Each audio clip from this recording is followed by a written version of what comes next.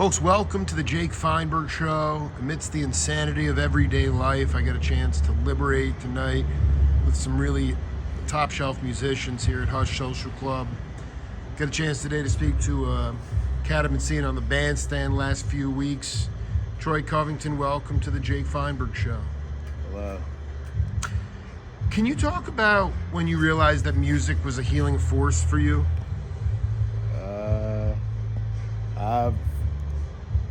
I've known music ever since I was like a baby. So I grew up in a household full of musicians and singers. Both of my parents are singers, and my dad plays guitar, and they taught us like everything about music and stuff. So. So this is obviously they taught you about the rudiments. What did they teach you about the soul and of the importance of the soul of music? The soul of music? Yeah. Well, that was actually our first kind of that was the first guidance. Anyway, can you talk about that lesson? I think it's a very important lesson. Yeah, because we grew up in church, so a lot of that music was from the soul, and it was very spiritual. So that kind of helped us like really play from what was within us and stuff, and kind of express it without being like structured and stuff. So growing up in church, like we played like every genre. So did they have a trap set there? Trap set? Nah. Okay, so nah. Explain why the church, because here's the reality. I've interviewed enough cats to know that there's a lot of musicians that the blues were not allowed in their household because the parents thought it was devil's music. That was from the church. But yet, when I interviewed Clyde Stubblefield, Jabbo Starks, they were growing up in sanctified churches, and the rhythms were hand claps on 3 and 4 and tambourines. There was no traditional trap set. So you're talking about you were just singing vocals, or were you playing some kind of rhythm in that church? They were playing rhythm in that church. So, but you said there was no trap set. So what was it, timbales or something? Yeah, timbales. There were timbales in the church? Yeah. We would have timbales, bongos, congos, scratch boards. Washboards. Or what they call washboards. Washboard yeah. Willie, man. Dude, that's my man right those, there. Anything. Tambourines for sure. Like everybody had a tambourine. Tambourines for sure. So there was massive rhythm. Yeah, definitely. Oh, is it a Baptist church or what kind of, or was it a? I grew up in a Kojic church, Church of God in Christ. So I got a couple of friends around town, which you probably know, Desmond oh my Lewis. God, my dear brother! I haven't seen him so long, man. Yeah, we grew Love up together. Cat. You did. Like, we're basically now like, I know, man. Like brothers. What's crazy is like I used to give him, or my mom used to give his mom my baby clothes when we were babies, because I used to be a chubby kid and he was skinny and stuff. So it was funny. Did you guys? So how quickly did you find yourself on the bandstand? Were you actually playing gigs before you were of age, so to speak? Playing in church. Well, church is a gig, no doubt. Yeah, I'm talking about on the bandstand. Yeah. The bandstand. Yeah.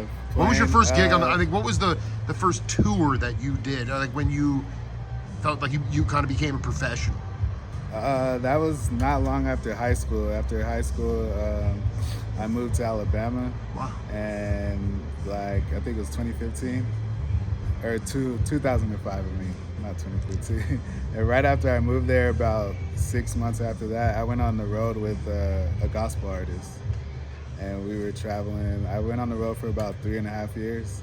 And he's actually from Phoenix, Eddie James. Eddie James, big shout out to Eddie tonight. Yeah. Let me ask you something, as a tasteful person, talk to younger cats about, even if I have to assume, maybe I'm wrong, that Eddie kind of played the same show every night. It was kind of a formula trip. There wasn't a lot of improvisation or like what you have at a jam session, so to speak. It was structured as far as like playing the song, but other than that, there was no set list. He would just call stuff out. He would just call stuff out. That's pretty intense. We would vamp on a lot of stuff like longer than usual sometimes, and sometimes we would venture off. But he didn't really like a lot of too much jazzy and stuff in there. Okay. But he wanted it to stick to like what he had already, but kind of just embellish a little bit. Embellish. I don't like him. I want to go over the edge, dude. You know. But I mean. So you weren't playing for Holy Rollers or people falling out of the pews. It was like sit down, sort of Euro classic show. No, I would say because his music was really tailored to the youth and stuff. So Wow. there was a lot of people dancing and stuff. It was a little bit different than like what we grew up. Dude, I'm so on. ignorant. What a beautiful hip time. Yeah, but they were very much active. Did moving you around feel and like stuff. the reason I just in any setting when you're in this day and age you got to take gigs for the bread, right? I mean, you got to sing for your Yeah. supper.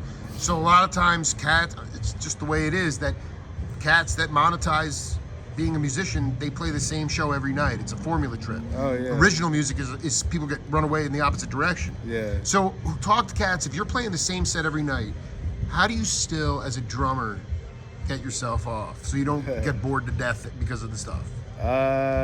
I know one thing that kind of helps me is always listening to music and listening to different types of music, like when you're off stage and stuff.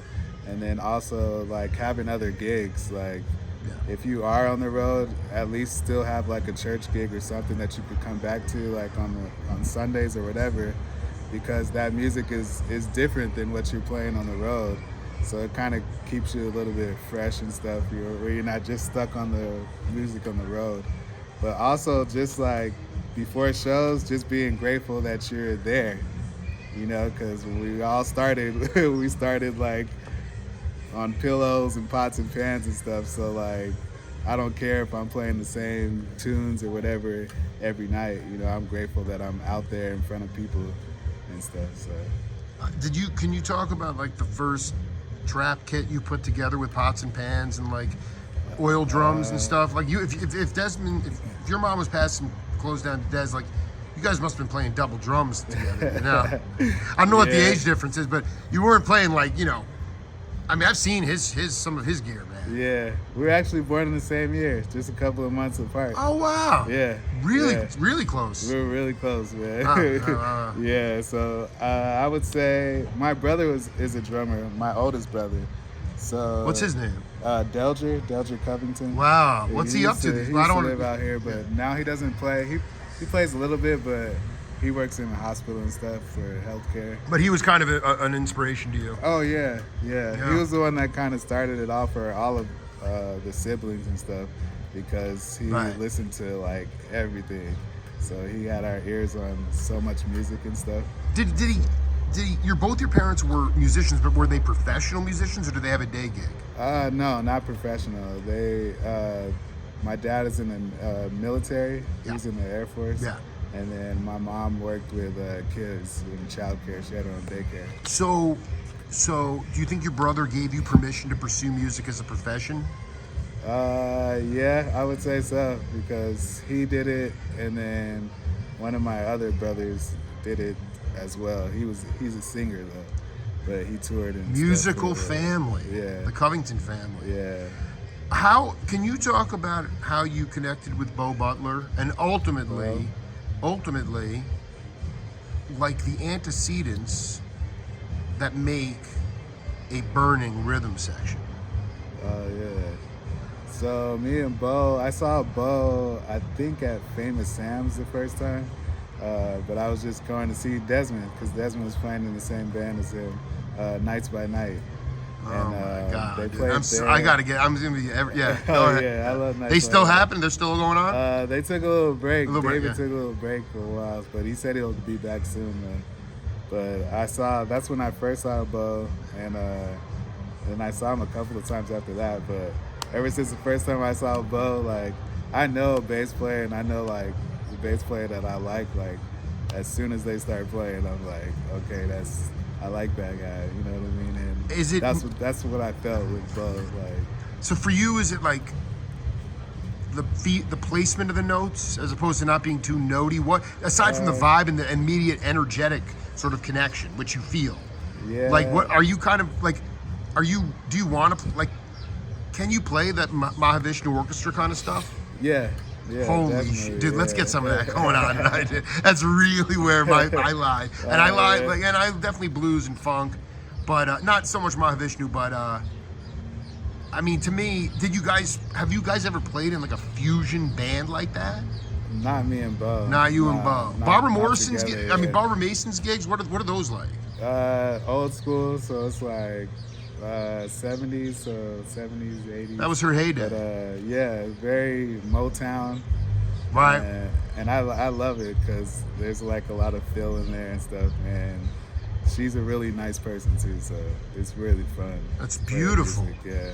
But I know like with me and Bo, like it's just a feel. It's like I know. all around. It's I like dig. a tone, it's a feel, and then it's also like a musician knowing like how to push a song and knowing like the dynamics of a song, different parts of a song, knowing when it's time to like, all right, start driving the song and stuff.